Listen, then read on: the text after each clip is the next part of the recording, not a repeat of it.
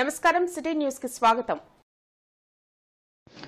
ఈ రోజు మహబూబాబాద్ మండలం బలరాం తండా మరియు అమనగల్ గ్రామంలో కాంగ్రెస్ పార్టీ ఎంపీ అభ్యర్థి శ్రీ పోరిక బలరాం నాయక్ గారికి మద్దతుగా ఎర్రంరెడ్డి శ్రీకాంత్ రెడ్డి గారి అధ్యక్షతన ఏర్పాటు చేసిన భారీ ర్యాలీలో బలరాం నాయక్ గారి తనయుడు యూత్ కాంగ్రెస్ రాష్ట్ర నాయకులు పోరిక సాయి కిరణ్ గారు ముఖ్య అతిథిగా పాల్గొన్నారు।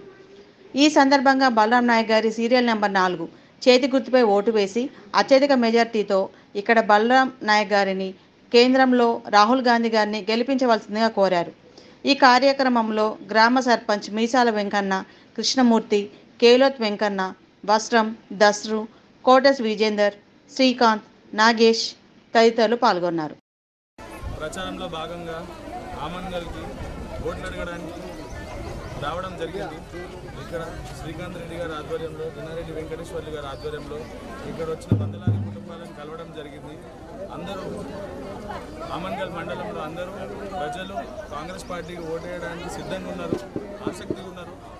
అందరూ 13వ తారీఖున జరగబోయే పార్లమెంట్ ఎన్నికల్లో బలరాం నాయక్ గారి చేతి గుర్తు మీద ఓటేసి అత్యధిక మెజారిటీతో గెలిపించాలని మనస్ఫూర్తిగా కోరుకోవడం జరిగింది।